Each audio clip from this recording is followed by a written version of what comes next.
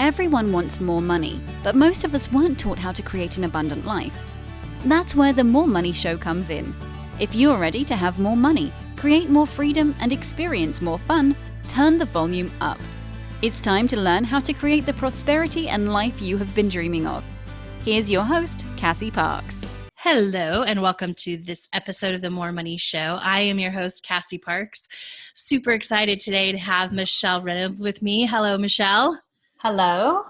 This is her second in the Year of Growth series, and I'm so excited to catch up with you today. So let's start with my favorite question. What's awesome right now? Oh my gosh, everything. I woke up today and I've got, my heater's running. I'm wrapped in a blanket. Like, business is good. My kids are good. There's a lot. Yeah, awesome. How about, business, personal growth? What's awesome in that arena? Well, so kind of a cool thing. I just hit the leaderboard again. So as one of the company's top salespeople per se. So it's always good to see your name in lights. It is, right? And you actually just got back from a cruise that you earned from your company, right? I did 2 free cruises and a balcony upgrade, and 9 days we were gone. So to the Caribbean. That's awesome. Yes. I love it. How did I forget about that? I know, right? So what would you say is maybe the most exciting thing that's happened to you since we talked last? Oh man. Well, the vacation was pretty exciting I was able to work ahead an entire week. So I literally left for 9 days and didn't think about work. And it was so amazing just to be present with the people that were there. I didn't come back with a big stack of work to do, which was nice. Because normally when most people take vacation, they come back to a mess, right? Right. I remember that from my days. Yeah. Yeah. But my clients all knew that I was leaving. I wouldn't be checking email, wouldn't be texting. I was just off the grid, and it was fabulous. That is awesome. I love it. So cool. So what would you say? Have you had any big ahas or growth since the last time we caught up? Definitely. I've had a fairly large amount of money be wired to me. I don't have it yet, but it'll be here any day. And what that did for me is it made me go, Michele Reynolds, you are a powerful manifestor. Like, every time you and I work together, I manifest money, and the sums keep getting bigger and bigger and bigger. And it just gives me peace to know that I can create money when I need it. I love it. Yeah, I love how more and more money shows up in your life. I think last time we talked about how you joined and immediately had a new client that was worth more than you paid to join. And the money just keeps coming in as you keep creating more of what you want in your life. So would you say, because I think this is a question a lot of people have, you started, because this is part of what I teach, it's part of what you follow, you started celebrating small amounts and little and more and more and more. Do you think that contributes to the bigger amounts showing up faster and faster? No question. So just the other day, I was at a fast food restaurant, and I had $9 in cash on me. That's it. Yeah. And I was like, and the total was $8.97. And I thought, I don't really need the $3 or the 3 cents anymore. And so I said to the cashier, I said, you can just keep that 3 cents and put it in your drawer, or, whatever. I don't even care what happens to it. And she was like, I gave her $3 million. She was so giddy and excited. Like, I'm going to have extra money in my drawer or something. And I was like, okay, that's awesome. But if you treat all money like it's all equal, I think you definitely bring more in. So can I share one more thing? Yeah, absolutely. So we had been tracking. I think it's important to track the money that you have, and I have been sloppy at that. I would love to say I've been kept a journal and kept a notebook, but what I know is that I know that I have. It started out with the very first thing we accumulated in a 3-month time. It was about 14,000. Right? Yes. And then last year, I know I had a lump sum of 10,000 come.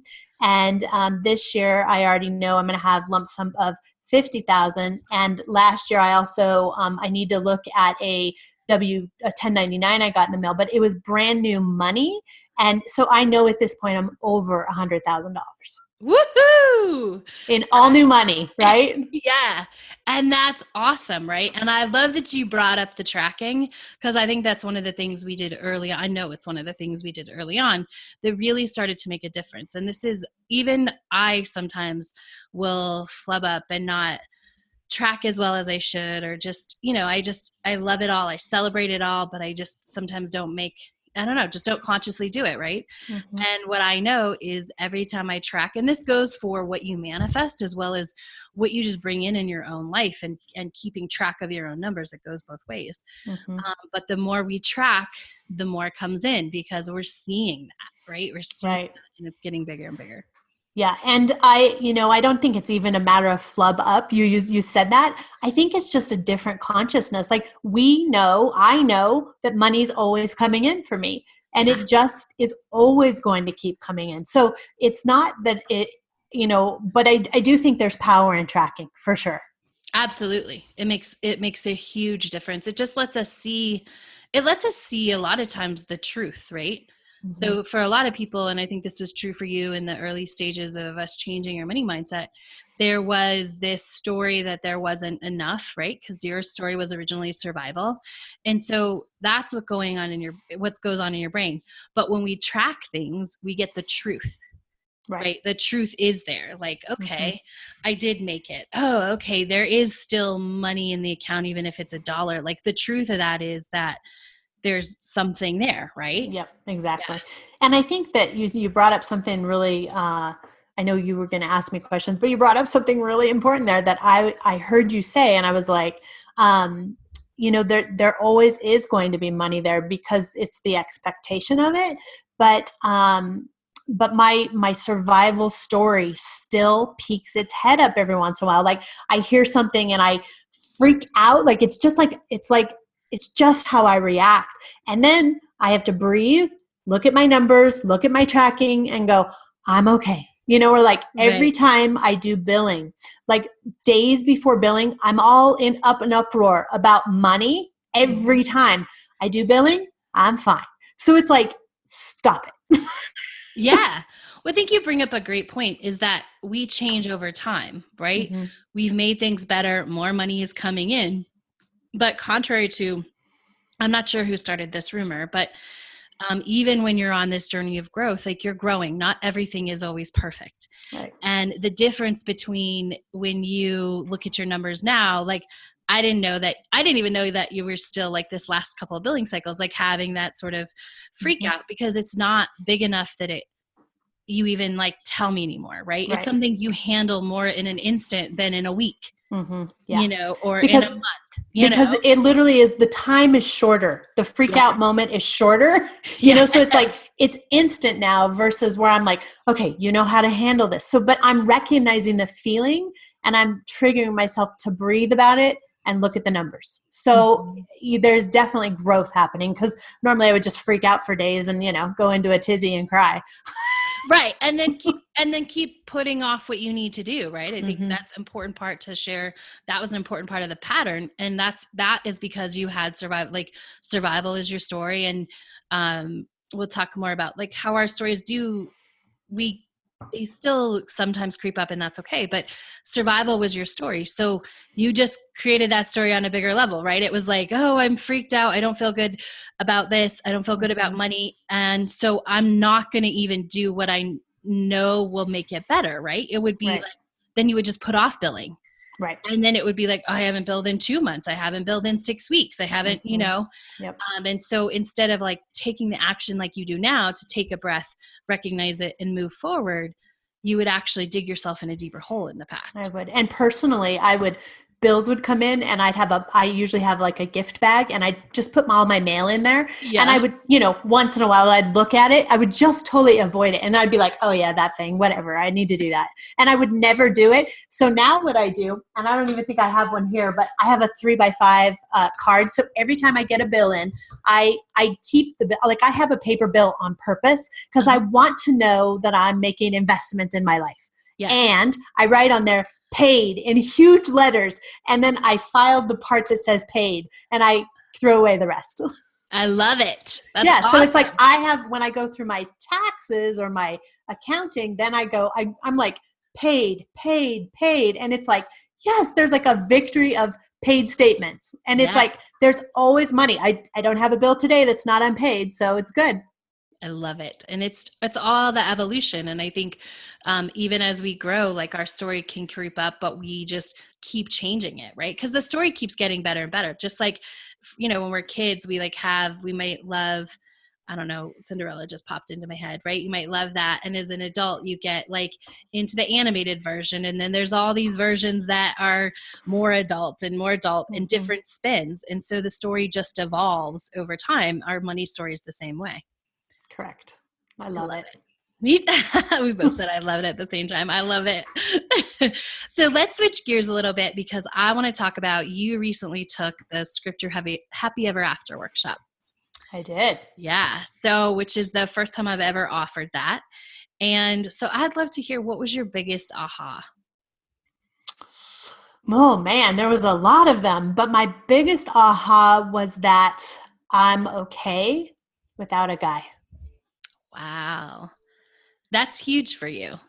It is huge for me because I've always been with someone, and it's not because I need it. I just always have. Yeah.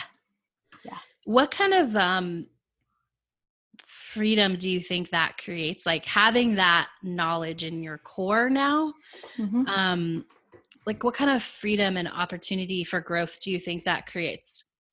Well, I think the freedom that it creates is that I'm going to be picky. and that, of course I'm going to have a non-negotiable list, and then I'm going to be like, I'm open to this list. And, I'm just going to, and I will say, I've only been with a few gentlemen in my life and they've always been better, but like this one will be the best. And, the one versus, someone that was good for a little bit. Yeah, absolutely. I love that. What was your biggest aha or growth? We talked a little bit about that, or favorite realization. Yeah. So I'm going to turn red here, so I'll be embarrassed a little bit. But so in the Happy Ever After workshop, I didn't know exactly what to expect. And there was a time where we needed to script kind of a bedroom scene. And I was like, oh boy, it made me nervous about that because I don't do that. Like, I don't talk like that. Like, I was like, this is my life. Nobody else gets to see this. And there was some opportunities to describe what was happening in that bedroom. And I was like, I don't even know the words to say. And I realized a huge thing about myself is I do now. I didn't know how to ask for what I wanted, whether it was in the bedroom or out of the bedroom. And I was like, that was huge for me. And it made me realize, even with clients, that I need to use my voice and speak my truth and use the words I need to use. And if I don't know the words, I need to go figure out the words or get resources to learn the words. And that was very, very powerful. That is like, I would say that's probably the biggest thing you learned. And that was huge. And I love, and that came, I like to highlight this too. That came through then. And it also came very clearly from your future self, that your future self was somebody who has that down, right? That's ever a question in her anymore. Yeah. No matter where she is, she's going to tell people what she wants. Yes. And I love that. And you can't, I think you can't have the business and the life you want without that skill. And so that's why that was so important, other than it makes life a lot easier to ask for what you want. Right. And it made me realize that it had nothing to do with it, that it was in a bedroom scene. It didn't, because at first I was embarrassed and I was like, oh my goodness, are we really doing this? But it had nothing to do with that. Yeah. That was just one place in my life. Right. So it applies to all areas in my life. Yeah. And I think it's the place where, especially because you've worked with me, and that's not necessarily, it's always weaved into our focus, right? But it's not the focus, that it lets us see a lot of times, that workshop lets you see oh, where those things that you can't, that you still have blinders on in your business, or you still have blinders on in the rest of your life, because it asks you to look at it different, and it's just different. And so it brings up the different things that allows you to see the different things. And then as we tap into your future self, you're like, man, she's really good at that. Like, she asks for what she wants always, right? Yeah, and she gets it. Yeah. Because she asked for it. Like, you get what you ask for. Yeah, absolutely. Oh, I love it. How did you feel after taking the workshop? I felt powerful. I felt very calm. There was this assurance that I carried with me since then that it's just okay. Like, I'm becoming a more complete person the more we grow. And I'm loving who I am now and in the future. I love that. And my next question was, how are you different after taking the workshop? So I love that. And walking around with that assurance, what do you think, like, what kind of impact do you think that has on your life on a day-to-day basis? Well, I think people can feel it. So the other day I had this coach. She's a she's coached multimillionaires, whatever, lots of money people. And she called me for advice. And I said to her, she was talking to me about vision boards.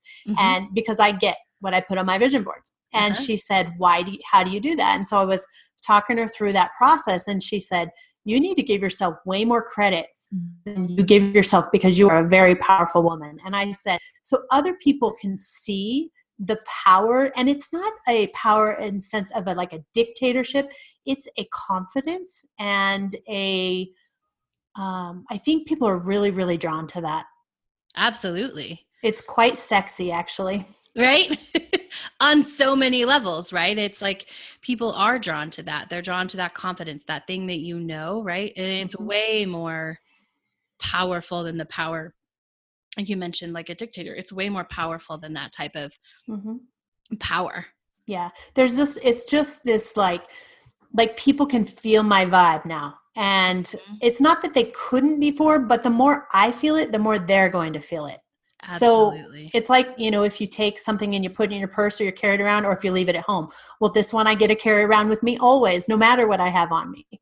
I love that. That's exciting. And it is true. And especially because you're an entrepreneur, I think that makes the most difference, right? Because everywhere you go, there's opportunity, and you've always seen that opportunity, but I feel like it's making the shift that people are seeing it in you without you. Like, you've never been the person to like go after somebody or, be like, I have to sell them. Right.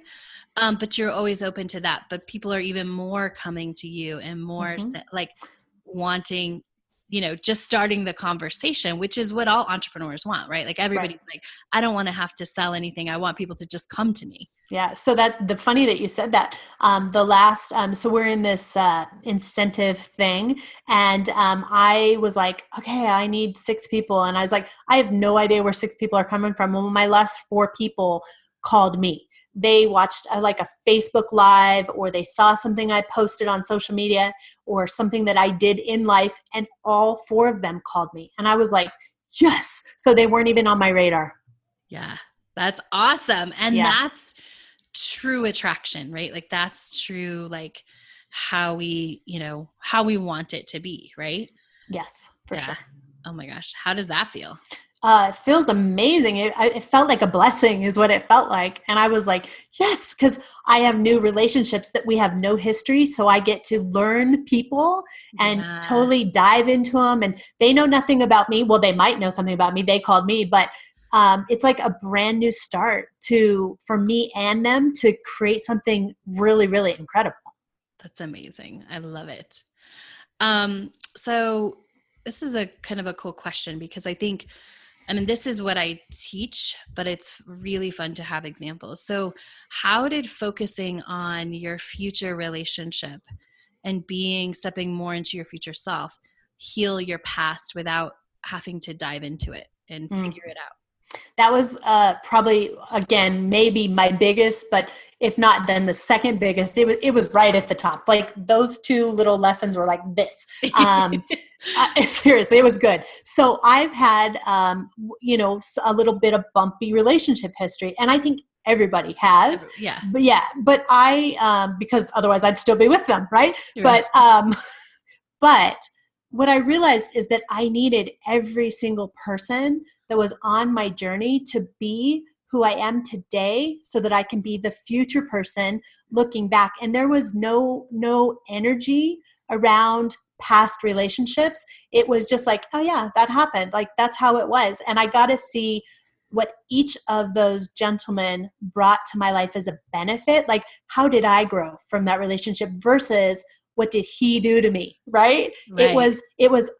I was celebrating him, whoever him was, being in my life. And it made me look at them in a much different way, in that I was grateful for them. And maybe I have not been grateful for them. Mm-hmm. Mm-hmm. Which is a different energy overall, right? It's Right. almost gives you permission. I don't even know if it's permission or just the ability to just let go of all that other stuff. Yeah. I mean, it is what it is. This is what happened. This is what I learned. This is who I am now. This is who I'm becoming or am already. Yes. I love that. Mm-hmm. Cool. Anything else you want to share about the relationship, how life is moving along? It's so awesome. Everything is good. Everything is calm. My word is calm. Everything is just calm. It's as it's supposed to be. Business is good. Relationships are good. Life is good. And there's just that calm assurity to it that it just makes me, I'm happy when I go to bed. I'm thrilled when I wake up, and I am blessed to do what I do every day. And I'm always excited for what's next because it's always changing and shifting. Always, always, always, always. Today Yeah. I had evidence that something may be coming, which I'm super excited about. Yay. So fun. Yes. I love it. So I want to talk about, I want to ask you another question. Okay. So the question I want to ask is, we talked, I think I talked actually on Valentine's Day or the day after. Mm-hmm. And you sort of thought, as this is, a lot of people, right? Like we all do this, wherever we are in our journey. I feel like sometimes we think like certain things might happen or expect certain gifts on certain holidays like Valentine's Day or whatever. Mm-hmm. And you like it didn't like happen the way you thought it was going to happen. Right. Right. And how were you different handling it than you would have been before the workshop? Absolutely. Well, so the reason that I expected something, because I did expect something, was there's been a history of I've always had something on Valentine's Day, like always. And even if it was from a friend or, my ex-husband or whatever, but there was always something. And this was my first Valentine's Day where I got nothing. And I was like, huh. And then I was like, this is what I realized is that it's just one day. And I would rather have someone love me all year long and be the right person than to just celebrate me on one made up holiday. Yeah. And so for me, I just enjoyed my day and I let go of the fact of like, I didn't pout, I didn't cross my arms, I didn't throw a hiss fit that I didn't get anything.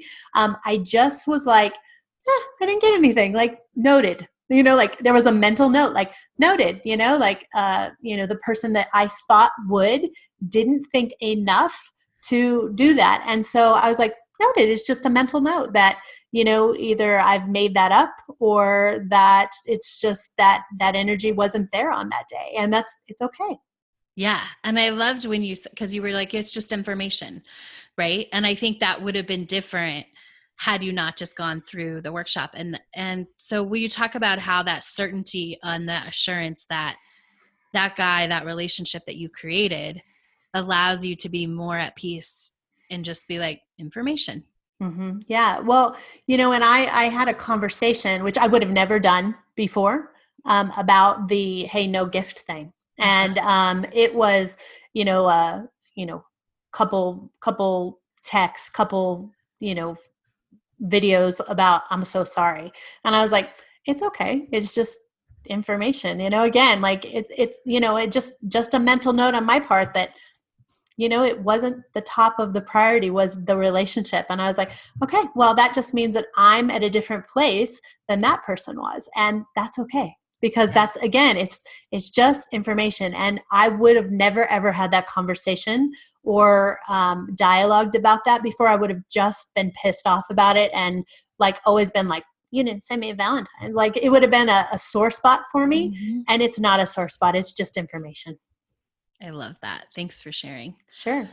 So probably my last question, but you never know what else will pop up, is, you've mentioned being calm several times. And I think that is one of the biggest shifts that I've seen.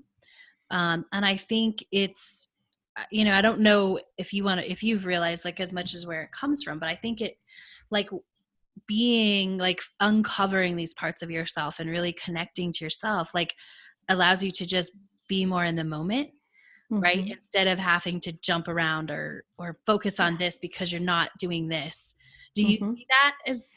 I definitely do. I mean, I think my whole entire life up till working with you was I was trying to fill a cup and I was trying to fill it with things, businesses and tasks and, contests and awards. And now I'm filling it with my truth. Mm-hmm. And so, of course, as if I think of my future person, this classy, sexy, rich woman, healthy woman, like, what does she not have to be calm about? Like, she has everything she wants. Mm-hmm. And so the more I uncover myself, the more I'm going to be like that. And there's something super sexy about it. I'm like, that's my new word, is like something super sexy about it. Cause I was like, that's just hot. I don't care who you are. Yeah, absolutely. Yeah. Absolutely. It's just hot. And that is, first of all, I don't think you ever would have called anything really like sexy before this point, right? No. And I love that because I love how our language changes. And I feel like that is more your future self, right? Because there's no filter in a good way. Like sometimes people say that and it's like they can't, like if you wanted to, you could have one, but it's this choice to, your future self doesn't need a filter because she's amazing and she shows up fully and she doesn't have to get pissed about things. She can actually have a conversation about them. Right. And even I've noticed it even in my clothes a little bit, where now when I go buy clothes, I'm asking myself, would my future self wear this? And I've been trying to not wear as many baseball hats because I love baseball hats. Yeah. But my future self is not walking around wearing a baseball hat. This classy. I mean, yes, does she? Of course she does on social casual days. But when she's showing up in life, she's not wearing a baseball hat. She is, showing up fully to be seen. And so as I get dressed in the morning, I've been taking note of that. Like, oh, well, is your future self going to look like she just rolled out of bed and threw on a baseball hat and had to run 50 errands? No, she's going to take time to get up and shower and look beautiful. Yes. That's awesome. I love it. And these are really good examples. I get the question all the time, well, like, how do you be your future self? Because, everybody thinks it's about doing, right? Mm-hmm. And if it were about doing this list of things, there's nobody who would have been there faster than you.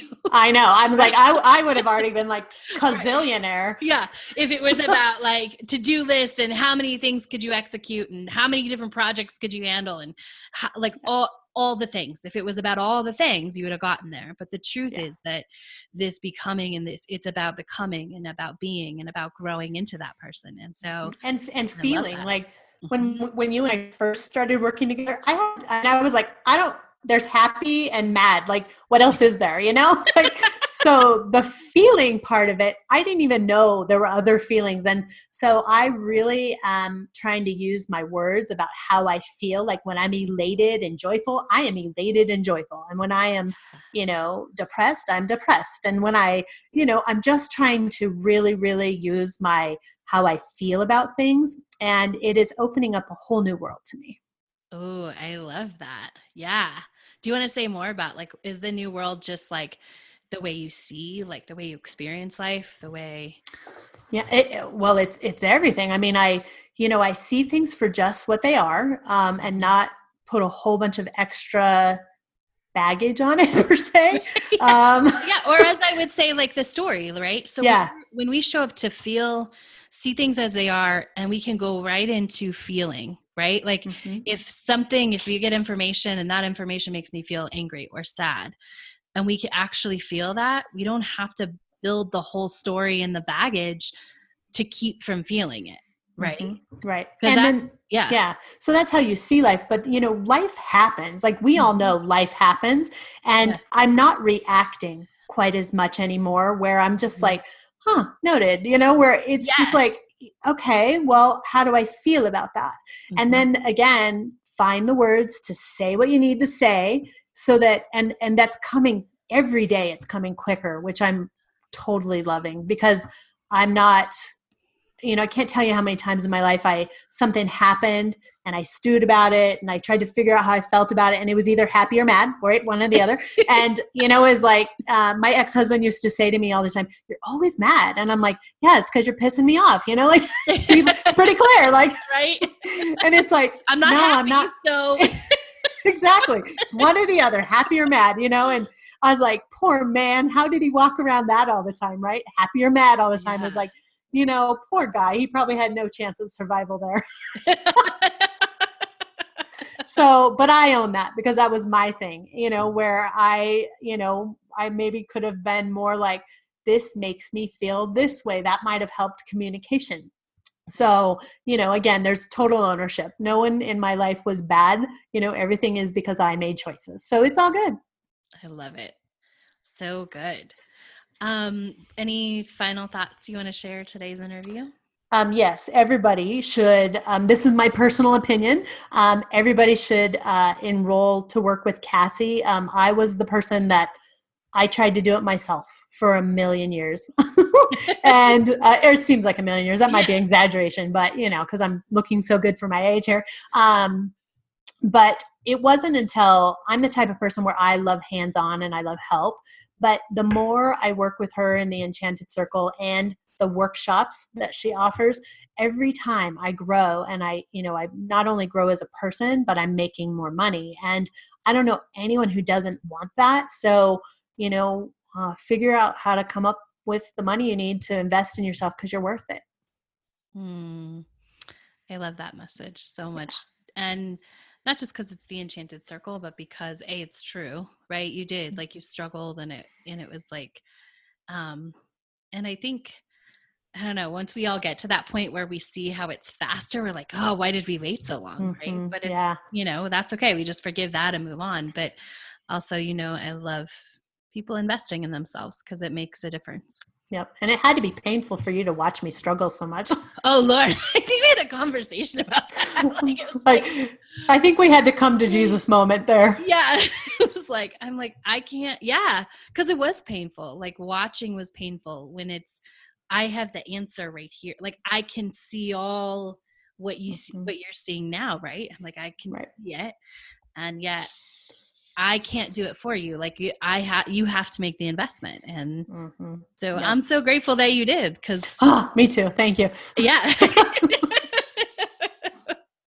And I've met some fabulous friends in there that will probably be lifelong friends.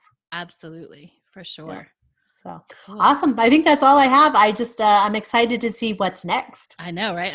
I'm always excited at the end of these interviews. I'm like, oh, what are we going to be talking about in the next interview? So exactly. I'm excited as well. Thank you for showing up and sharing your story, and for investing in yourself and being here. And thank you all for listening.